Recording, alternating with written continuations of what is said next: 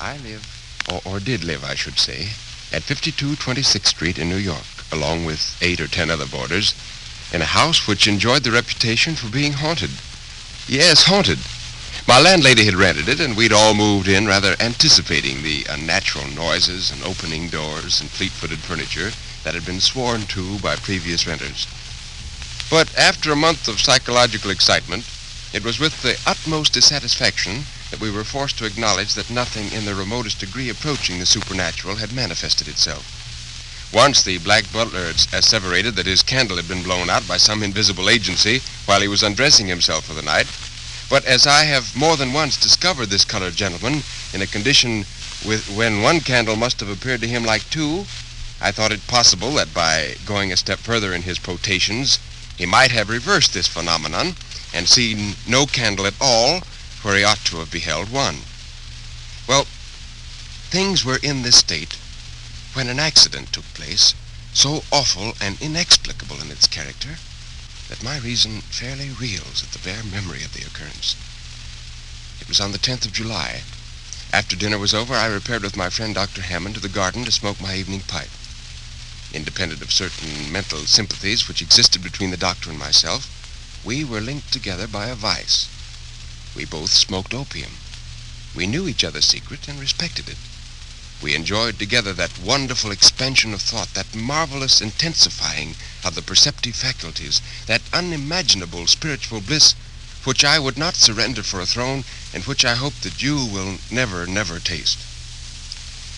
Well, on this evening, we lit our large meerschaums filled with fine Turkish tobacco, in the core of which burned a little black nut of opium that, like the nut in a fairy tale, held within its narrow limits wonders beyond the reaches of kings. For some unaccountable reason, our talk constantly diverged into the dark and lonesome places where continual gloom brooded. This went on for perhaps 30 minutes when I broke off the conversation, the character of which was too unearthly for me. I went to my room and immediately to bed after turning down my gas until nothing but a little blue point of light glimmered on top of the tube. The room was practically in total darkness, but sleep touched not my bed, for over and over in my mind I turned the grotesque talk I had just completed. While I was lying still as a corpse, hoping that by perfect physical inaction I would hasten mental repose, an awful incident occurred. A something dropped, as it seemed, from the ceiling plumb upon my chest, and the next instant I felt two bony hands encircling my throat, endeavoring to choke me. The suddenness of the attack, instead of stunning me, strung every nerve to its highest tension. My body acted from instinct before the brain had time to realize the terrors of my position. In an instant, I wound my arms around the creature and squeezed it with all the strength of despair against my chest. In a few seconds, the bony hands that had fastened on my throat loosened their hold, and I was free to breathe once more. Then commenced a struggle of awful intensity. Immersed in the most profound darkness, totally ignorant of the nature of the thing by which I was so suddenly attacked, finding my grasp slipping every moment by reason, it seemed to me, of the entire nakedness of my assailant, and bitten by sharp teeth in the shoulder and neck and chest, and having every moment to protect my throat against a pair of sinewy, agile hands which my utmost efforts could not confine. But at last, after a silent, deadly, exhausting struggle, I got my assailant under by a series of incredible efforts of strength. And once pinned, with my knee on what I made out to be its chest, I knew that I was a victor. I rested for a moment to breathe.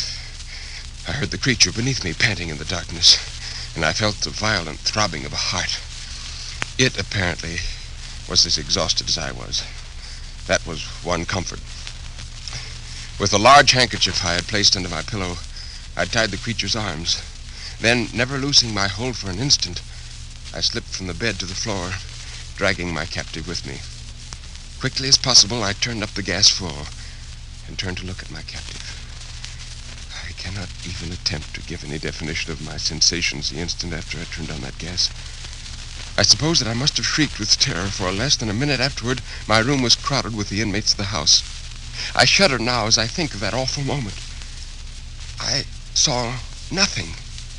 Yes, I had one arm firmly clasped around a breathing, panting, corporeal shape, and my other hand gripped with all its strength a throat as warm and as apparently fleshy as my own, and yet with this living substance in my grasp, with its body pressed against my own, and all the bright glare of the large jet gas, I absolutely beheld nothing. Not even an outline or a vapor. Just then, Hammond entered my room at the head of the household. As soon as he beheld my face, which I supposed must have been an awful sight to look at, he hastened forward, saying, "Great heaven, Harry, what's happened?" I shouted to him, "Hammond, come here. This is awful. I've been attacked in bed by something or other, which I have hold of, but I can't see it. I can't see it." Hammond, doubtless struck by the unfeigned horror expressed in my countenance, made 1 or 2 steps forward with an anxious yet puzzled expression. He whispered to me, "Harry, you've been smoking too much opium." "I swear to you, Hammond, that this is no vision. Don't you see how it shakes my whole frame with its struggles? If you don't believe me, convince yourself. Feel it. Touch it." Hammond advanced and laid his hand on the spot I indicated. A wild cry of horror burst from him. He had felt it. In a moment he had discovered somewhere in my room a long piece of cord, and was the next instant winding it and knotting it about the body of the unseen being that I clasped in my arms. I was utterly exhausted, and I gladly loosed my hold. There was Hammond, twisting the cord tightly around a vacant space. I never saw a man look so thoroughly stricken with awe. We picked up the thing and put it on the bed. The timbers of the bed creaked, the deep impression marked itself distinctly on the pillow and the bed itself, and we remained silent for some time, listening to the low, irregular breathing of the creature in the bed, and watching the rustle of the bedclothes as it impotently struggled to free itself from confinement. The rest of the household had fled the room. Dr. Hammond spoke. "Harry, this is awful." Aye, it's awful, but not unaccountable." "What do you mean?" "Well, let's reason a little, Harry. Here is a solid body which we touch, but we cannot see. The fact is so unusual that it strikes us with terror. But take a piece of pure glass. It is tangible and transparent. A certain chemical coarseness is all that prevents its being so entirely transparent as to be totally invisible. It is not theoretically impossible, mind you, to take a glass which shall not reflect a single ray of light, a glass so pure and homogeneous in its atoms that the rays from the sun will pass through it as they do through the air, refracted but not reflected. We do not see air, and yet we feel it." "Well, that's all very well, Hammond, but these are inanimate substances. Glass doesn't breathe. Air doesn't breathe. This thing has a heart, and it palpitates, a will that moves it, lungs that play and inspire and respire." "Oh, but you forget the phenomena of which we've so often heard of late. At the meetings called spirit circles, invisible hands have been thrust into the hands of those persons round the table. Warm, fleshy hands that seem to pulsate with mortal life." "What? Do you think, then, that this thing is a—" "I don't know what it is. But please the gods, I will, with your assistance, thoroughly investigate it." This we did.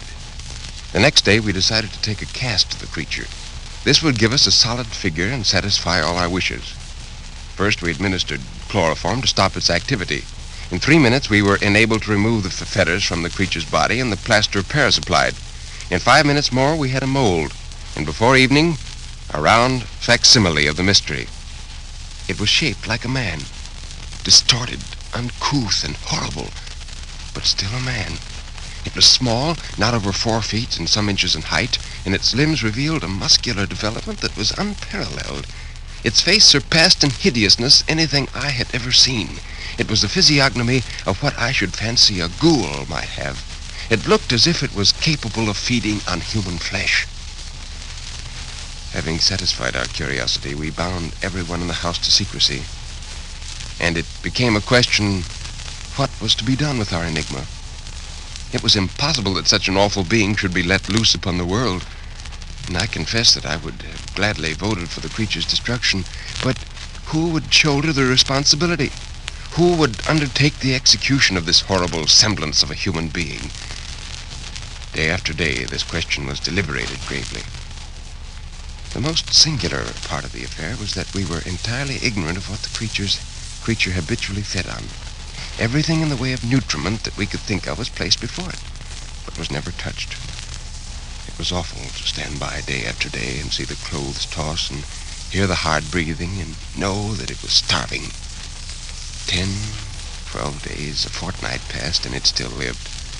The pulsations of the heart, however, were daily growing fainter, and had now nearly ceased. It was evident that the creature was dying for want of sustenance. While this terrible life struggle was going on, I felt miserable. I couldn't sleep. Horrible as the creature was, it was pitiful to think of the pangs it was suffering. At last it died. Hammond and I found it cold and stiff one morning in the bed. The heart had ceased to beat, the lungs to inspire, so we hastened to bury it in the garden. It was a strange funeral, the dropping of that viewless corpse into the damp hole. The cast of its form I gave to a museum on 10th Street in New York. As I am on the eve of a long journey from which I may not return, I have drawn up this narrative of an event the most singular that has ever come to my knowledge. Much can be found in the works of Fitzjames O'Brien. He, with so much of Ireland in his name and so much of America in his heart, much can be found to compare with Edgar Allan Poe. For O'Brien delighted in adapting to fiction the strange and unworldly figments of an active mind. Very little, if any, however, of Poe's unutterable morbidity is evident, which makes him a writer of unreality, but with no phantasmagoria. O'Brien's native Irish wit and joviality gave him popularity among the bohemian spirits of New York in the 1850s, and among the writers, his ability brought him high esteem. On the declaration of the Civil War, he obtained a commission, fought, and was fatally wounded in February of 1862, dying in April of that year. We hope to present again soon some samples from his pen. But next week we turn to another unusual story. We'll review Frank R. Stockton's A Tale of Negative Gravity. Try to be with us. Until then, good night and good reading.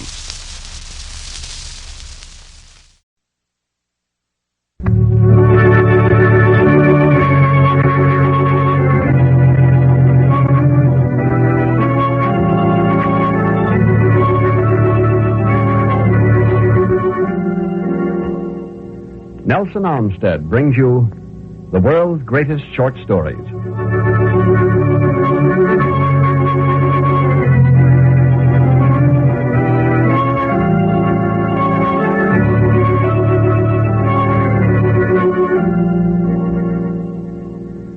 In the world of good literature, there are stories which all of us have promised ourselves we would read, or perhaps reread sometime. These stories, the world's greatest, are presented by Nelson Armstead, who brings you tonight one of Edgar Allan Poe's better-known narratives, entitled The Telltale Heart.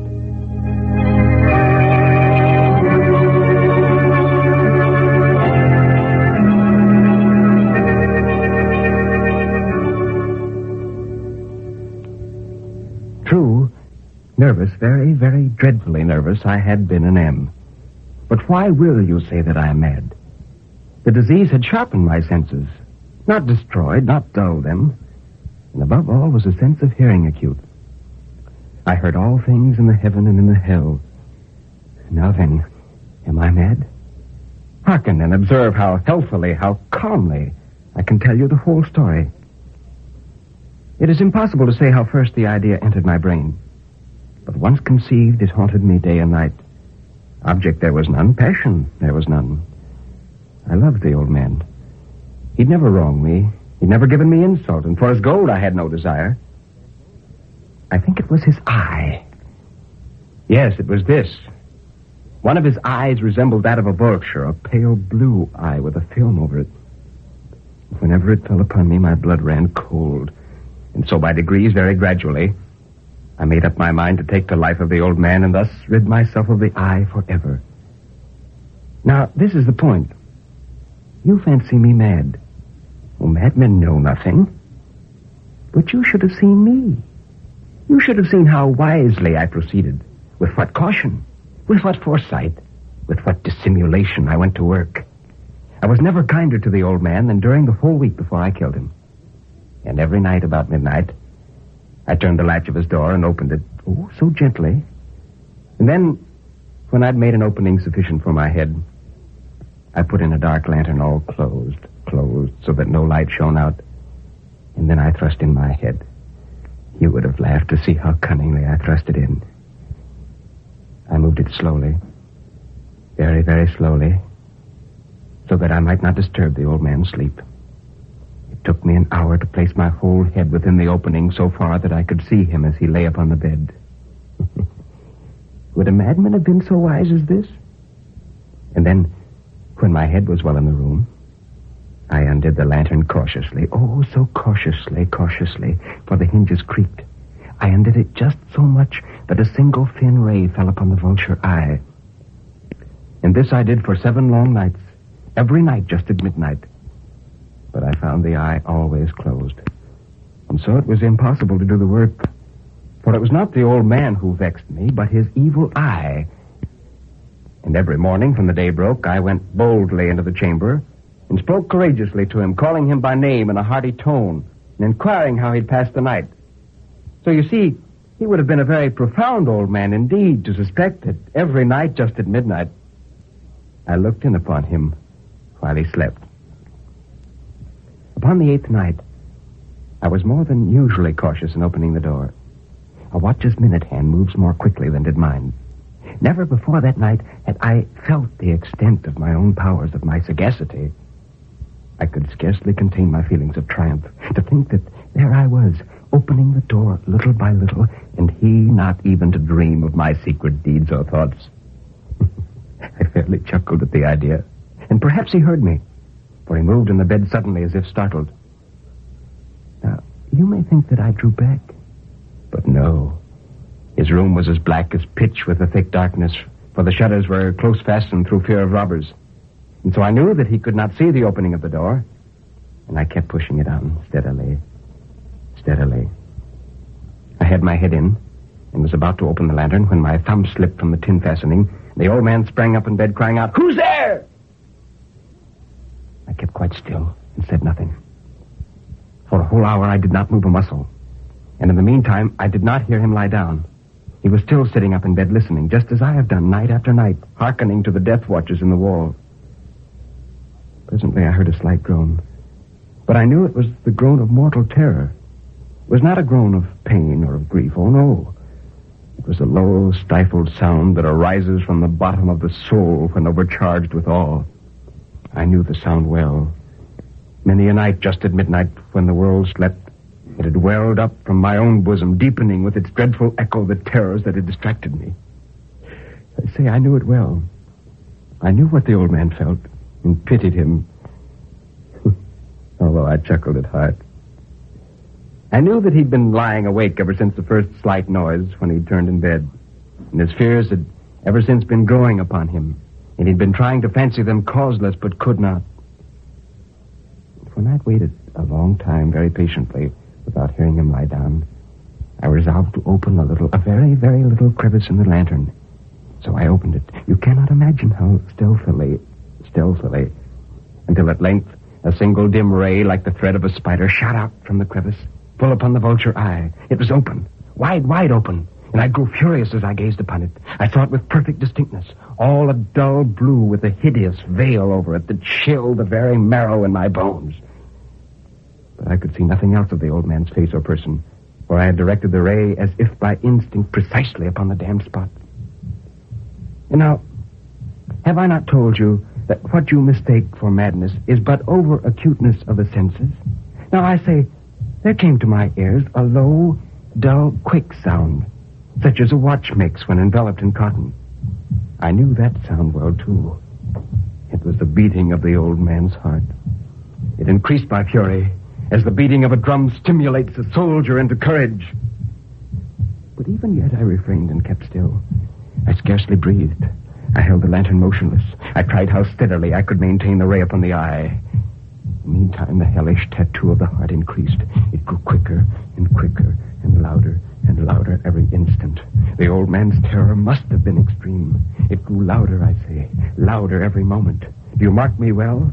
I've told you that I'm nervous, and so I am. And now, at the dead hour of the night, amid the dreadful silence of that old house, so strange a noise as this excited me to uncontrollable terror. Yet, for some minutes longer, I refrained and stood still. But the beating grew louder, louder.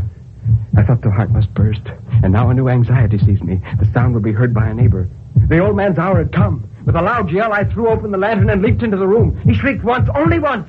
In an instant, I dragged him to the floor and pulled the heavy bed over him. Then I smiled gaily to find the deed so far done. But for many minutes, the heart beat on with a muffled sound. This, however, did not vex me. It would not be heard through the wall. And at length, it ceased. The old man was dead. I removed the bed and examined the corpse. Yes, he was stone dead. I placed my hand upon the heart and held it there many minutes. There was no pulsation. He was stone dead. His eye would trouble me no more. If you still think me mad, you will think so no longer when I describe the wise precautions I took for the concealment of the body. The night waned, and I worked hastily, but in silence. First of all, I dismembered the corpse. I cut off the head and the arms and the legs. I then took up 3 planks from the flooring of the chamber and deposited all between the scantlings. I then replaced the board so cleverly and so cunningly that no human eye, not even his, could have detected anything wrong. There was nothing to wash out, no stain of any kind, no blood spot whatever. I'd been too wary for that. A tub had cut it all. And when I'd made an end of these labors, it was 4 o'clock, still dark as midnight. And as the bell sounded the hour, there came a knocking at the street door. I went down to open it with a light heart. For what had I now to fear? There entered 3 men who introduced themselves with perfect suavity as officers of the police. A shriek had been heard by a neighbor during the night. Suspicion of foul play had been aroused. And information had been lodged at the police office. And they, the officers, had been deputized to search the premises. I smiled. For what had I to fear? I bade the gentleman welcome. The shriek, I said, was my own in a dream. The old man I mentioned was absent in the country. I took my visitors all over the house. I had them search well. I led them at length to his chamber. I showed them his treasures, secure and undisturbed. And in the enthusiasm of my confidence, I brought chairs into the room and desired them here to rest from their fatigues, while I myself, in the wild audacity of my perfect triumph, placed my own seat upon the very spot beneath which reposed the corpse of the victim. The officers were satisfied. My manner had convinced them. I was singularly at ease. They sat, and while I answered cheerily, they chatted of familiar things. But ere long, I felt myself getting pale and wished them gone. My head ached, and I fancied a ringing in my ears. But still they sat, and still they chatted. The ringing became more distinct. It continued and became more distinct. I talked more freely to get rid of the feeling. But it continued and gained definitiveness, until at length I found that the noise was not within my ears. No doubt I grew very pale, but I talked more fluently and with a heightened voice. Yet the sound increased. And what could I do? It was a low, dull, quick sound, much such a sound as a watch makes when enveloped in cotton. I gasped for breath, and yet the officers heard it not. I talked more quickly, more vehemently, but the noise steadily increased. I arose and argued about trifles in a high key and with violent gesticulations, but the noise steadily increased. Why would they not be gone? I paced the floor to and fro with heavy strides, as if excited to fury by the observations of the men, but the noise steadily increased. Oh, God, what could I do? I foamed and I raved and I swore. I swung the chair upon which I'd been sitting and grated it upon the boards, but the noise arose above all and continually increased, grew louder, louder, louder. And still the men chatted pleasantly and smiled. Was it possible they heard not? Almighty God, no, they heard. They suspected, they knew. They were making a mockery of my horror. This I thought, and this I think. But anything was better than this agony. Anything was more tolerable than this derision. I could bear those hypocritical smiles no longer. I felt that I must scream or die. And now again, hark, louder, louder, louder. Villains, I shrieked. Dissemble no more. I admit the deed. Tear up the plank. Here is the beating of the hideous heart.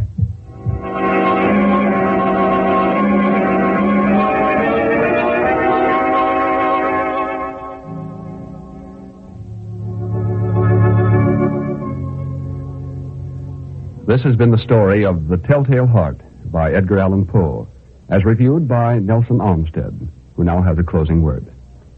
When Edgar Allan Poe was a youngster, he wrote, "The world shall be my theater, and I must either conquer or die." And several weeks before his death, he wrote, "I do believe God gave me a spark of genius, but he quenched it in misery." Born 131 years ago in Boston, Poe represents one of the earliest founders of our modern short story. The Telltale Heart was first published in 1843 and forcibly represents the power that Poe could put into words. He was a mood writer. Words meant more to him than the plot. Words, he demonstrated, could express through their sound much more than they could through their meaning. It's a matter of using them in proper order or in particular alliteration. Now, tomorrow night at this time, we present a very familiar story by Alphonse Daudet entitled The Last Class. We hope you'll be tuned in, and until then, good night and good reading.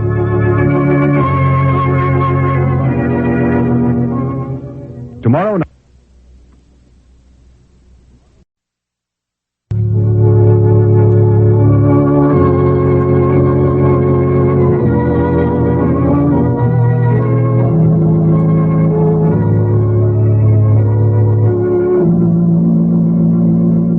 The National Broadcasting Company brings you the unique narrative dramas of Nelson Olmsted, who invites you to enjoy with him the brilliant entertainment of the world's greatest short stories.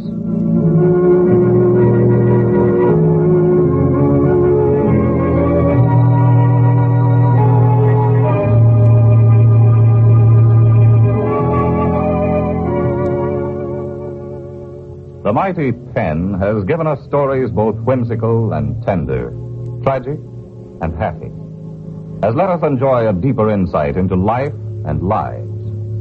And it is through another of these happenings which the pen has captured that Nelson Olmsted brings to us a new conception of courage and fear tonight. Here is another of the world's greatest short stories, and Nelson Olmsted. An average man's average fear and his own brand of simple courage has been captured in the simple narrative, The Little Wife, by that master of the short story, William March.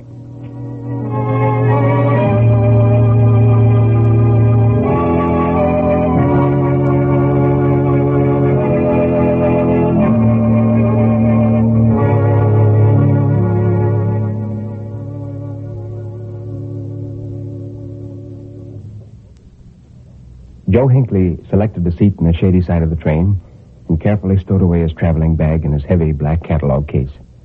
He looked at his watch. 2:28. The train was 5 minutes late in getting out. If he'd known that 2:23 was going to be late, he might have had time to pack his sample trunk and get to the station. But he couldn't have anticipated that, of course. Joe noticed that one end of his catalog case protruded slightly. With his foot, he shoved it farther under the seat. It was a battered black case made strongly to withstand constant traveling and reinforced at its corners with heavy copper cleats. One of the handles had been broken and mended with newer leather. Now, on the front of that case, there had once been stamped in gilt the firm name of Boykin and Rosen, Wholesale Hardware, Chattanooga, Tennessee. But time had long since worn away the gold lettering. That telegram had upset Joe. It had come so suddenly, so unexpectedly. He felt vaguely that somebody was playing a joke on him. He felt confused and helpless. It was difficult to believe that Bessie was so desperately sick. He sat for a time staring at his fingernails. It was very hot in that coach. The small electric fan at the end of the car droned and wheezed sleepily, but succeeded only in stirring up the hot air. Joe took from his pocket the telegram that he'd received from his mother-in-law and read it again. It said, J.G. Hinckley, American Hotel, Montgomery, Alabama. Come home at once. Doctor says Bessie not expected to live through day. Will wire again if necessary. It was a boy. Signed, Mother. Joe's hands clenched suddenly and then relaxed. It had all happened so suddenly. He couldn't quite get through his head, even yet. He'd taken the buyer to lunch that day, and they'd laughed and talked and told each other stories.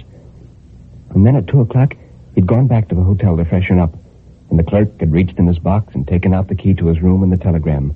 The telegram had been waiting for him for 2 hours, the clerk said. Joe read it through twice, and then looked at the address to make sure the message was really for him. He hadn't understood. Bessie was getting along so nicely. She'd had no trouble at all, and the baby wasn't expected for a month. He had arranged his itinerary so that he would be with her when the baby was born.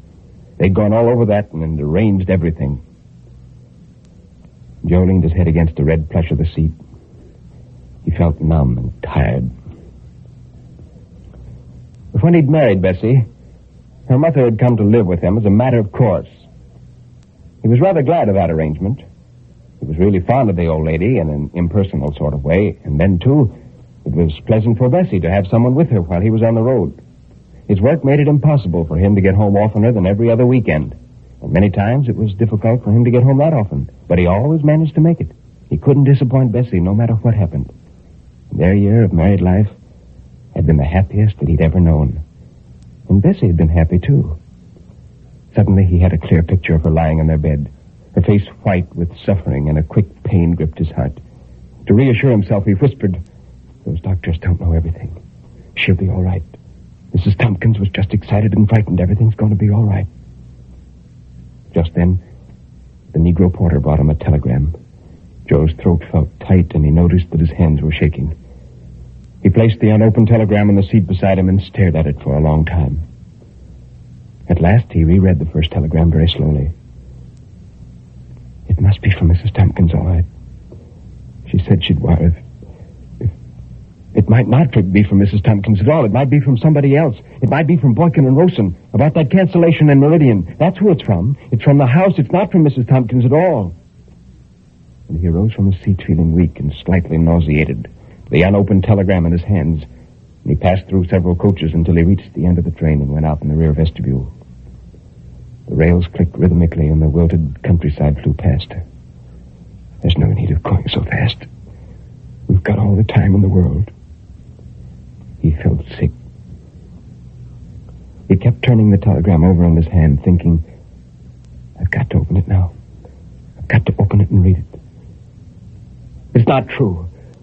I don't believe it. It's from the house about the cancellation in Meridian. It isn't from Mrs. Tompkins at all." And he tore the unopened telegram into tiny bits and threw the pieces from the end of the train.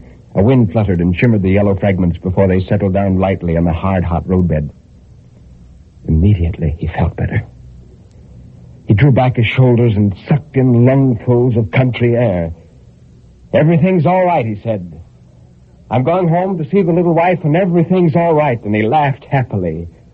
He felt like a man who had just escaped some terrible calamity. When he could no longer see the scraps of paper on the track, he went back to his seat, humming a tune. He felt very gay and immensely relieved. Joe reached his seat just as the conductor came through the train. He nodded pleasantly as he gave up his ticket. "Don't let anybody talk you out of a free ride."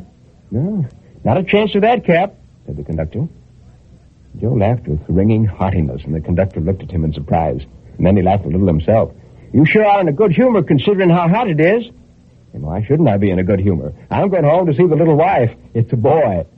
"Well, sir, that's fine. That's simply fine." And the conductor put his papers and tickets in the seat and shook Joe's hand. Joe blushed and laughed again. And as the conductor moved off, he nudged Joe's ribs and said, "Give my regards to the madam." "I sure will," said Joe happily. Joe was sorry the conductor couldn't stay longer. He felt an imperative need of talking to someone. He felt that he must talk about Bessie to someone. He saw an old lady and her husband in their seat up the aisle eating a lunch which they'd brought, and he decided to go over and talk to them. "Can I come over and talk to you folks?" asked Joe. "Why, certainly, sir," said the old gentleman. "I just got a telegram saying that I was a parent for the first time." The old people congratulated him heartily. And then Joe started talking rapidly. He told in detail of the first time he'd met Bessie. Joe talked of his wedding. It had been very quiet. Bessie was the sort of a girl who didn't go in for a lot of show. There had been present only a few members of the family and one or two close friends. George Orcutt, who traveled a line of rugs out of New York, had been his best man. Bessie was afraid that someone would try to play a joke on them, something like tying tin cans to the automobile that was to take them to the station or marking their baggage with chalk. But everything had gone off smoothly. The Barneses had been at the wedding, of course. He'd met Bessie in their home, and they were such close neighbors that they couldn't overlook them. But almost nobody else outside the family was there. And then he told of the honeymoon that they'd spent in New Orleans, all the places they'd visited there, and just what Bessie had thought and said about each one. He talked on and on and on. He told her the first weeks of their married life and how happy they were. He told what a splendid cook Bessie was and what an excellent housekeeper and how much he'd loved the home that he'd bought for her and her delight when she knew that she was going to have a baby. The old gentleman was staring at Joe in a puzzled manner. He was wondering if he hadn't better call the conductor, as it was his private opinion that Joe had a shot of cocaine in him. Joe had lost all idea of time. He talked on and on, rapidly, excitedly. He had got just as far as Bessie's plans for the child's education when the porter touched him on the arm and told him that they were pulling into the station at Mobile. He came to himself with a start and looked at his watch. He didn't believe it possible that time had passed so quickly. "Well, it's sure been a pleasure talking to you folks," said Joe. "Oh, that's all right," said the old man. Joe gave the porter a tip and stepped off the train jauntily. And as he turned to pick up his bag, he saw that a woman with a huge goiter was staring at him. He walked over to the window that framed her gaunt face. "Goodbye, lady. I hope you have a nice trip." The woman answered, "The doctor said it was no use operating on me. I waited too long." "Well, that's fine. That sure is fine," said Joe, and he laughed gaily and waved his hand. He picked up his bag and his catalog case and followed the people through the gate. The woman with the goiter stared at him until he was out of sight. On the other side of that iron fence, Joe saw Mrs. Tompkins. She was dressed in black and she wore a veil. Joe went over to her briskly, and Mrs. Tompkins put her arms about him and kissed him twice. "Poor Joe," she said. And then he looked at his smiling, excited face with amazement. Joe noticed that her eyes were red and swollen. "Didn't you get my telegram?" she asked. Joe wrinkled his brow in an effort to remember, and finally said, "Oh, sure, I got it at the hotel." "Did you get my second telegram?" insisted Mrs. Tompkins. And she looked steadily into Joe's eyes. A feeling of terror swept over him. He knew that he could no longer lie to himself. He could no longer keep Bessie alive by talking about her. His face was suddenly twisted with pain, and his jaw trembled like a child's. He leaned against the iron fence for support, and Mrs. Tompkins held his hand and said, "You can't give in. You've got to be a man. You can't give in like that, Joe." And finally he said, "I didn't read your telegram. I didn't want to know that she was dead. I wanted to keep her alive for a little longer." And he sat down in the empty baggage truck and hid his face in his hands. He sat there for a long time while Mrs. Tompkins stood guard over him, her black veil trailing across his shoulder. "Joe," she said patiently, "Joe." The man in a dirty uniform came up. "I'm sorry, mister, but we'll have to move. We got to use that truck." Joe picked up his catalog case and his bag and followed Mrs. Tompkins out of the station.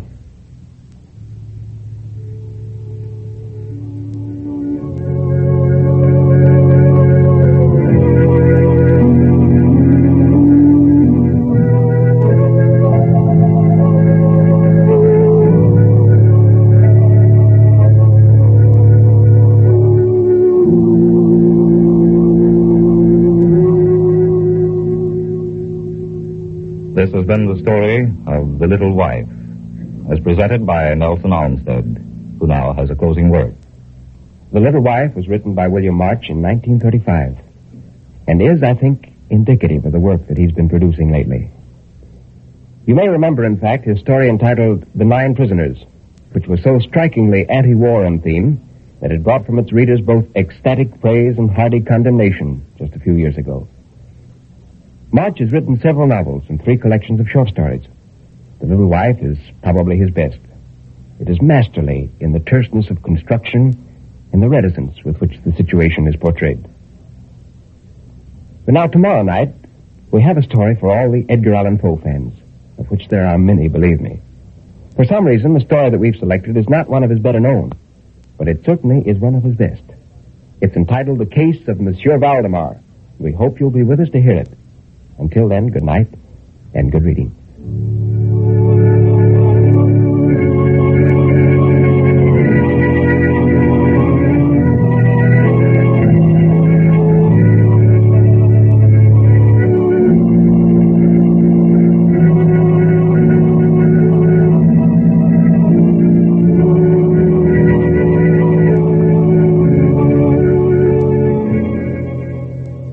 NBC presents Nelson Olmsted 3 times each week on Monday, Tuesday, and Wednesday nights at the same time over most of these stations. Tomorrow night, try to be with us for another of Edgar Allan Poe's startling narratives entitled The Case of Monsieur Valdemar.